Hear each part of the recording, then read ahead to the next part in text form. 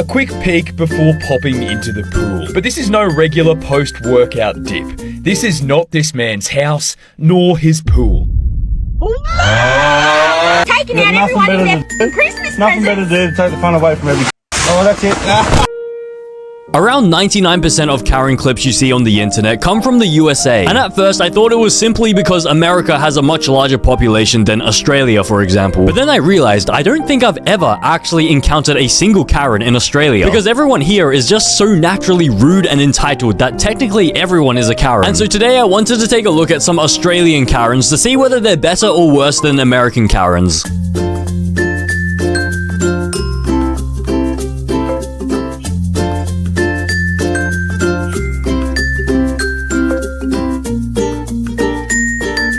Just a regular Tuesday afternoon in Australia. We have a street fight between a Karen with no shoes on, and she's fighting against an eshe. If you guys don't know what an eshe is, it's basically an Australian delinquent. They usually wear Nike TN shoes, and I think this guy's also wearing them. Yeah, you can see the shoes over here. But anyways, it's a bit of a strange fight. It looks like they're holding up like a whole line, like a whole queue of cars. You see how long that line is? Like, it just stretches all the way back there. So it looks like this Karen is just road raging. She's just hopped out of her car, and the eshe wasn't even driving any car. I assume the eshe was just like walking on the street, minding his own business, and then he probably said something to this Karen in the car. Now the Karen's just come out of the car and wants to fight him. And it's a P plater as well. So this Karen must be like between the age of 18 and like 21, I think. I feel like she's a bit young for a Karen. Why is she doing this? Because she knows how to drive a boat better than you, brother. Doubt it. I doubt it.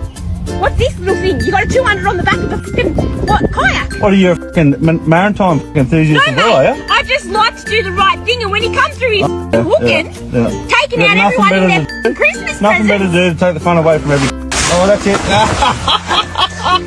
Oh, well. I hope you got that. I did. Good. It's going straight on my Instagram. Instagram, is that all you got? No, I got TikTok as well. Oh, TikTok, is that all you got? Film this, pal. Is that all you got? Yeah. Haha, you fell into the water. Haha. So, I mean, I guess this is a very stereotypical Karen situation. I think the issue that is going on here is that this guy is in like some sort of like motorized boat and is driving way too fast past these like kayakers. And so basically it just sends waves down them and then like it knocks them over. And honestly, that's fair enough. Like, you shouldn't be driving that fast in rivers. Like, you don't want to disturb anyone else. And so I think if this person just asked politely, like this person on the boat would have actually like complied. But instead she goes full Karen mode and then she ends up just tipping herself into the water. But what is the thought process going through her mind? She tries to splash the guy with like water, but she digs way too deep. She like backpedals herself and then okay, nice, you've just fallen in. But at this point she's absolutely fuming. Like, she's not saying anything yet, but like you can tell she's absolutely like inside her blood is boiling. But for some reason the only insult she can say is, I hope you got that on camera. And when the guy says, yeah, this is going on my Instagram page, the only mean thing that she can think of saying to him is, oh, you got Instagram, is that it? Like, what? What does that even mean? What? Like, how's it an insult saying, oh, Instagram, is that all you got? You only got Instagram. you don't have YouTube. You don't have TikTok. Like, why is it a flex to have like multiple social media accounts? If anything, it would be a flex to not have any of the social media. But for some reason, when the guy tells her that he also has a TikTok account, the only thing this girl can say once again is, TikTok, is that all you got? And so I think at this point she is so furious that like it's probably affected her brain cells. She cannot think of anything worse to say apart from, oh, Instagram, is that all you got? TikTok, is that all you got? Oh, what a great roast. But for the rest of the video, she literally cannot get back on her kayak. I don't think she knows how to get back on her kayak while she's still in the water. I'm pretty sure what she needs to do is get back onto the shore, get back in her kayak, and then just go back out. Here is a car that has been driven on the beach and has now been stuck. So I have actually spoken to the driver, Mohammed. You'll see him over there. He's just walking away. Yeah, I was just trying to save someone. He was stuck. No, you drove this onto the beach? I did, and I was just trying to save someone, and he left. It's going to be quite expensive for you. This is a hire car. Yeah, no, it's not. It's rental. But anyways, it's kind of mine. Yeah, but not fully paid. You'll be able to get it out? Of course. Okay, well, but we think it's going to be a bit tricky for you. It's not impossible. Nothing is impossible, but I'll get it out. I believe in myself. I'm confident, you know. People go to moon. The tow truck driver, he's just driven away because he said this Mission impossible. It's 3 a.m. in the morning, and this guy is claiming that the reason why he got his car stuck on the beach is because he was trying to save someone. Who is out on the beach at 3 a.m. in the morning who needs saving? And why would you need to drive your car into the actual sand and everything? Because there's no way for him to get onto the actual beach sand unless he drove off the actual road and then went through the trees over here and then finally got onto the sand. And the worst thing is that it's a hire car, and so I'm pretty sure they're probably gonna charge him for all the damage and stuff. But for some reason, this guy says it's not a hire car, it's a rent to own. But isn't that the same as a hire car? Rent to own, that's a hire. But he reckons he'll be able to get it out even though he's been stuck here for the past 2 hours since it's literally completely stuck. You can see the front tire is half in the actual sand. But he says he'll be able to figure it out. He says people have been to the moon, I'll figure it out how to get it out. And even the tow truck driver, they get to the scene and they look at it and they know it's going to be impossible to actually get it out. And so they just drive away. And so how is this guy meant to get it out? But I do remember when this happened, it was around at the start of this year. And I'm pretty sure what ended up happening is that they waited another it looks like another 5 hours. You see the weather out here? So this is when they first interviewed him, when they found it stuck, and they finally managed to get him free after this amount of time. He must have been waiting for at least 5 hours. What a waste of time. And they couldn't even get a tow truck. They had to get what is this? Is this a bulldozer or is this a tractor? I don't even know what this is. A quick peek before popping into the pool. It just feels a little bit entitled. But this is no regular post-workout dip. This is not this man's house, nor his pool. But he's certainly treating it like it is, making himself at home in Holly Stevens' backyard at least 5 times since January. Essentially open up the back gate, look inside the house, and then check no one's home, jump in the pool. So we've come to the conclusion he's obviously scoping out the property whilst we're just make sure no one's home. The sneaky swimmer even taking off his shoes at the front door of the new farm home before loosening out his limbs in luxury. He's sweaty, has sneakers on and is running. And then he's stretching in the pool after a run, which is honestly very gross. This is not only annoying, but it's just illegal. I'm pretty sure this is illegal. This is trespassing. Imagine sitting in your home and you look out your window and you see some random stranger just jump into your pool. And apparently he does this regularly after every single run that he goes on. He goes for a workout, he goes for a run, and then to finish off the workout, he just sneaks into this random person's pool for a cool down. He checks to see if anyone's inside the house, and then if he sees no one's in there, he just jumps straight in. That is just so creepy. And the fact that he just stretches before he even goes in is he's treating this as if it's his own pool. What is going on? And the worst thing is that this house, they only installed CCTV recently, and so they suspect that before they installed CCTV, this guy had been in way so many times before. But I mean, what do you do in that situation if you actually catch them? He looks inside the house, he thinks no one's home, but you're actually at home, you're chilling under the couch or something, and he goes into the pool, and then you walk outside and you're face to face with him, you make eye contact. What do you do in that situation? Do you call the police or do you just grab a knife? But the thing that doesn't make sense is that this is in Brisbane, and in Brisbane there are a lot of beaches there because it's along the coast. And so why couldn't this guy just go into the beach for a dip? Or even better, he could just go to a public swimming pool. Okay, let's have a look. We have Brisbane Aquatic Centre. Let's go to the website, see how much it costs. Fees and charges. Okay, let's have a look. Pool admission, $6.90 per visit. Okay, that's a little bit expensive. Okay, you know what? Okay, now I understand why he goes into his neighbor's pool. Probs her sneaky link. What, you reckon that this person is cheating on the girlfriend with this person?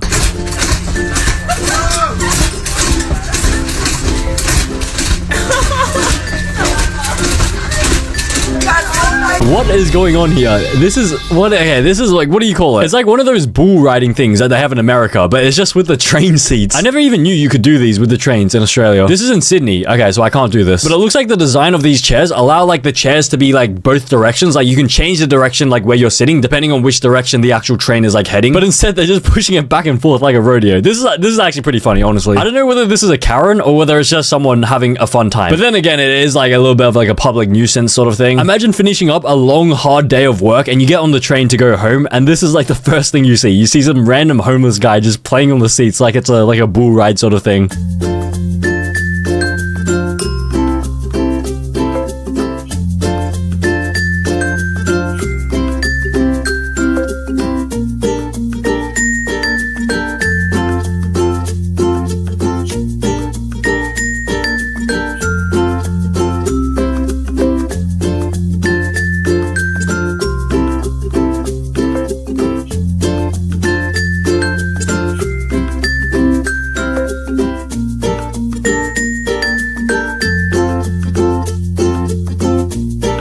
ballet, but with like shopping carts? Why are they doing ballet with shopping carts? And why is there such a huge crowd? What has Australia come to? Because first of all, why is this even a sport or like an even, like, what do you even call it? It's not a sport. It's a, like an art. And second of all, why are these people spending their Friday night watching this? What is it? Okay, and the worst thing is that they're taking it pretty seriously. Like they have this whole like, what is it? Like a choreography like planned out and everything. They probably oil the wheels of their shopping trolleys every single night. They probably polish it, take good care of it, tuck it into bed. I honestly wouldn't be surprised if they also like fricked their shopping trolleys. But we have boating men doing this activity. Maybe this is like exercise. Maybe instead of like aerobics and Pilates, they just do like ballet with shopping trolleys. But I mean, are these really Karens? I don't know. Like they're not really causing any like public nuisance. Although like maybe like they're sort of destroying public property, like the Coles trolleys. Like do they own these shopping trolleys or are they just borrowing them from the supermarket? And why is this guy wearing a suit and tie? Did this guy just get off his shift at like some random like finance building? I think this is my favorite move when they just glide like that. It just makes me feel like grabbing them by the neck and then throwing them off the nearest building. Happy birthday, right off. Happy birthday, hip hip, hip hip. It's also so cute. Go on, it's only milk and caramels. Try not to get too pissed. Oh, you're steaming, mate.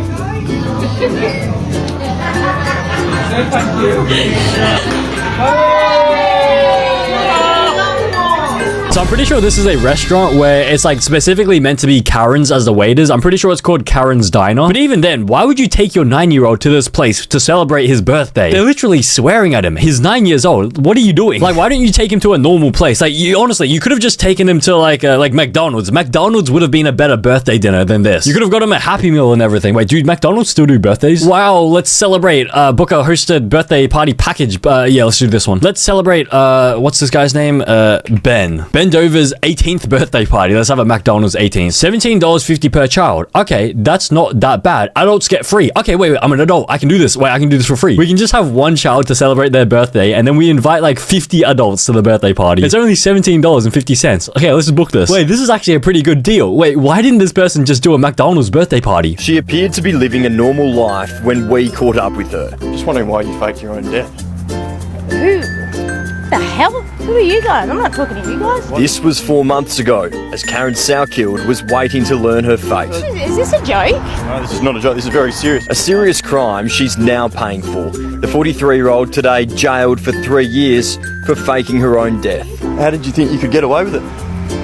The mother of two claims she died in a car crash in Broome last year, pretending to be her partner and successfully claiming a $700,000 life insurance payment as she struggled with death. How does this even happen? Like, how do you even fake your own death? Like, how does this even slip past the system? I don't know whose fault this is. Is it this Karen's fault or is it like the Australian system? She made $700,000, but it cost her 3 years in prison. I don't know whether that's worth it. This guy reckons it's worth it. He said he'd go to jail for 3 years for $700,000. I don't know whether it would be worth it. Like, especially, this is like Australian dollars. This is not US dollars. This is probably around like 450,000 US dollars. So this woman is 43 years old and she has 2 children, and she somehow managed to convince her life insurance that she died in a car crash last year. But the confusing thing is that later on in the video, they explained that her husband died in 2018. And so how can she possibly like trick the insurance company into thinking that like now she is dead? Because then who was looking after the kids this entire past year? And it gets even worse because like the thing is, the method that she used to actually trick the life insurance company is that she filed for her own death on behalf of her husband. So she was pretending to be her husband,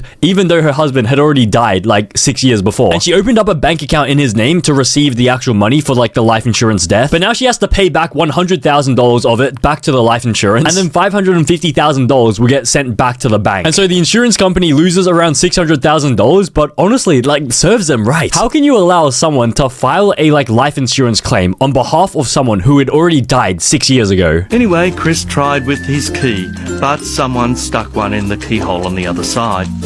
Okay. That's a shame you can't get into your own house. Yep. Then the police turned up and moved on. She filmed us, we filmed her, and she wasn't budging. He just wants his house back. None of your business. Well, it's not your house. Excuse me, I have rental paid going forward. Have you got a rental agreement? Could you show me the rental agreement? No, it's none of your business. You don't have one. Wait, is this Grand Theft Auto? Like, not Grand Theft Auto as in like stealing cars, but like Grand Theft property or something? How do you just steal a property like this? So I think what she's managed to do is that she's rented a house and then now she's just not giving it back. What is this? Airbnb squatter. What does squatter even mean? A person who is not the owner taking possession of a land or empty house. Okay, I still don't understand what this means. But when the actual house owner tries to get into his own house, the other person sticks a key, like jams a key into the other side of the door so that like he can't even stick the key in. That would be so infuriating. Like not just the thought of like not being able to enter your own home, but like just the thought of someone jamming a key in the other end so that you can't even stick your key in. But for some reason, the police aren't doing anything. Like, they said the police turned up and then they moved on. Like, what is going on here? Isn't it illegal for her to, like, occupy, like, to squat the house? But then when these guys ask her whether she actually has, like, a legitimate, like, legal rental agreement, she just avoids the question. And so I'm 99% sure, like, there isn't even any sort of, like, rental agreement. So I'm pretty sure legally, like, they're allowed to evict her, right? But the problem is that in Australia, there are so many laws about, like tenants and stuff. And so I'm pretty sure in Australia, stuff like this happens all the time. Like, one of my friends was telling me how, like, his dad owned, like, a property and they were renting it out to someone and they just wouldn't leave at all. And they wouldn't even pay rent or anything. And since there are so many laws in Australia that are, like, on the tenant's side, the person could get away with just not paying rent at all for all these months. So it's pretty corrupt, but this is just what happens in Australia. An unhappy diner unleashes in a fit of rage, hurling not one but two large plates in the direction of Capalaba cafe owner Kylie Baker. Everyone was completely horrified, but the kids were terrified. They were in tears. This uncontrollable outburst happened on Monday morning.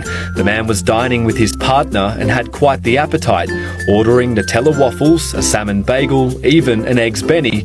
He paid the bill, but minutes later stormed to the counter and accused staff of overcharging him. When he questioned how much he'd been charged, we let him know that it was a public holiday surcharge. First off, he just wanted to argue that it wasn't a public holiday out here. Kylie politely showed him the signs advising of the 15% surcharge. This only made him angrier. By this stage, his meals had arrived, and instead of enjoying them, he decided to throw them. The plates narrowly missed Kylie's head and other diners. I'm gonna be honest, I have never thrown a plate of waffles at someone because of a public holiday surcharge, but I have been shocked by public holiday surcharges in the past, because one day I was trying to order a burger from Grilled, which is usually pretty cheap, and then right before I placed my order, they hit me with a 15% public holiday surcharge. And so basically that just turned the burger from really cheap to like super expensive. But even though I was a little bit annoyed at the surcharge, like I do understand why we need the surcharge, because I guess the restaurant needs to pay their staff a little bit extra for the public holiday. But like I do understand where this guy's coming from. Like I don't condone his actions, but I understand why he's frustrated at the surcharge. But the awkward thing is that this is one of those like cafes where you pay for your meal and then they bring it out like after you pay. And so the thing is, he's already paid for it and he just throws the waffles back at the person. So I don't think he's actually achieved anything. If this was a place where you order the food and then you pay at the end, I think maybe it would be worth it for him to just throw the plate of food and then like not pay afterwards. But this guy's already paid for the waffles, so he's paid for his ammunition at this point. He ordered Nutella waffles, a salmon bagel, and an eggs Benedict. So I assume that will probably be like in total like $60. So it's just thrown. He's quite literally thrown $60 down the drain. And he even tries to gaslight the owner into thinking that it's not a public holiday today, when like, okay, how are you meant to argue that it's not a public holiday today? Isn't a public holiday like very publicly known? Like that's why they call it a public holiday. But I mean, if you don't want to pay the public holiday surcharge, I guess the easy solution is to just eat at home. Like just make the food yourself at home so you don't have to pay the surcharge. But why are they taking photos of this, like of the smashed plate, as if it's some sort of like murder, like crime scene? Like they're doing some forensic stuff on like the way that the plate shattered on the floor. Are they gonna put this in the museum or something?